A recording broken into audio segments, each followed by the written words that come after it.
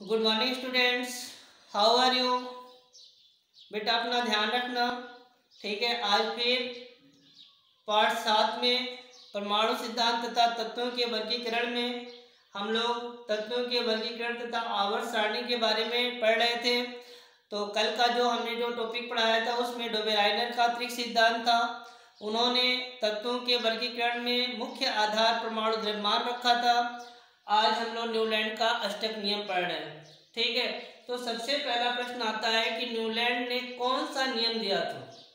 ठीक है, तो न्यूलैंड ने अष्टक नियम दिया था। ठीक है, और क्वेश्चन उल्टा भी हो सकता है कि अष्टक नियम देने वाले वैज्ञानिक का नाम बताइए। तो अष्टक नियम किसने दिया था? न्यूलैंड ने दिया था। ठीक है, आइए आगे। तो न्यूलैंड ने अष्टक नियम दिया था। न्यूलैंड ने अपना नियम कब दिया था? सन 1865 में दिया था। न्यूलैंड ने अपना नियम कब दिया था? सन 1865 में। बच्चों बिल्कुल ही ध्यान रखना है। ठीक है, 1865 में इन्होंने अपना नियम दिया था। उस समय प्रकृति में केवल कितने तत्वों की खोज हुई थी? 56 तत्व। उस समय प्रकृति में कितने तत्व मौजूद थे जब न्यूलैंड ने अपना खोज प्रारंभ किया था? 56 एलिमेंट्स आर नोन। उस समय केवल 56 तत्वों की ही खोज हुई थी। ठीक है, उन्होंने भी तत्वों को परमाणु भार के आधार पर व्यवस्थित किया। उनका मतलब परमाणु भार के आधार पर तत्वों को किस आधार पर व्यवस्थित किया था? तो परमाणु भार के आधार पर व्यवस्थित किया था।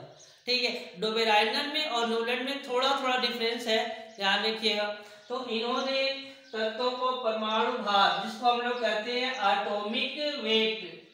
एटॉमिक वेट के आधार पे इन्होंने अपना नियम बनाया था, यानी तत्वों को व्यवस्थित किया था। उन्होंने परमाणुओं को यानी तत्वों को अपने परमाणु भार के क्रम में व्यवस्थित किया था।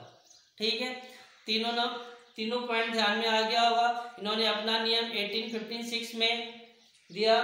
दूसरा था उस समय प्रकृति में कितने तत्वों की खोज हुई थी? 56। इनका जो आधार था वो क्या था? तत्वों को व्यवस्थित करने का मुख्य आधार इन्होंने क्या माना? परमाणु भार। ठीक है, फिर इसके बाद आता है अष्टक नियम। अष्टक नियम क्या है?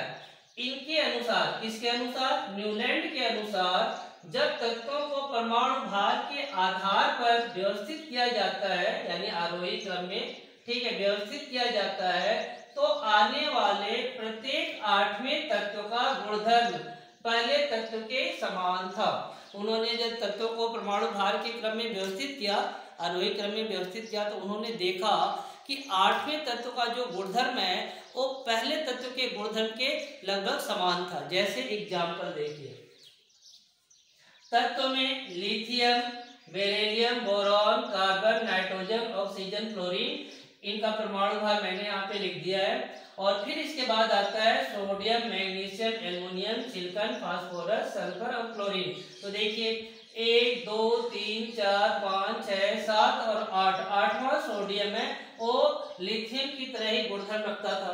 ठीक है, उसी तरह बेरिलियम को देख लीजिए, 1 2 3 4 5 6 7 8। जो बेरिलियम का जो गुणधर्म है वो मैग्नीशियम की तरह ही दिखता था। तो इन्होंने नियम ही बना दिया अष्टक नियम। ठीक है, उन्होंने बताया कि 8वें तत्व का जो गुणधर्म है वो पहले तत्व के गुणधर्म के लगभग समान था। ठीक है, इसलिए इनका नियम अष्टक नियम के नाम से जाने लगा। ठीक है, फिर देखिए आगे क्या लिखा है।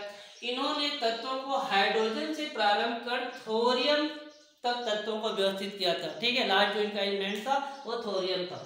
ठीक है, उन्होंने बताया कि जैसे, अच्छा, इनका जो नियम है अष्टक नियम, किससे तुलना की गई है? तो संगीत के 7 सुरों से तुलना की गई है।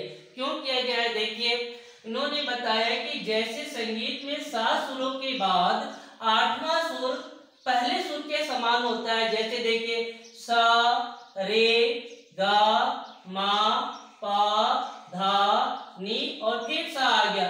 तो ये देखिए 1 2 3 4 5 6 7 8, पहला और लास्ट 8वां, ये बिल्कुल बराबर है। इसलिए इन्होंने अपने नियम को, जो अष्टक नियम की तुलना है ना, वो संगीत के सुरों से की है। ठीक है, ध्यान रखिएगा।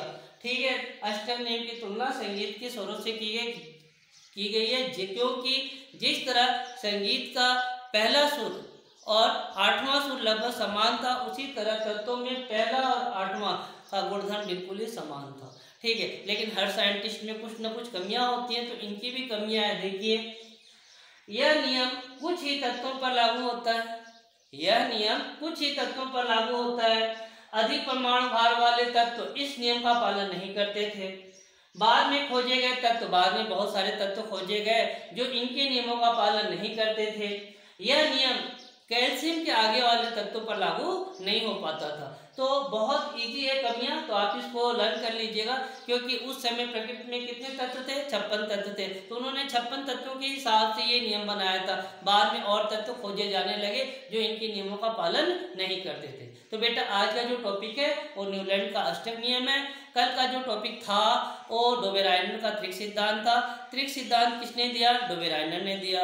ठीक है, अष्टक नियम किसने दिया? न्यूलैंड ने दिया। तो प्लीज अपनी कॉपी में लिख के इसे लर्न कर लेंगे। ठीक है, कल हमारा टॉपिक आएगा मेंडलीव का आवर्त नियम। तो प्लीज इसको लिख लीजिए और लर्न कर लीजिएगा। प्लीज टेक केयर बेटा।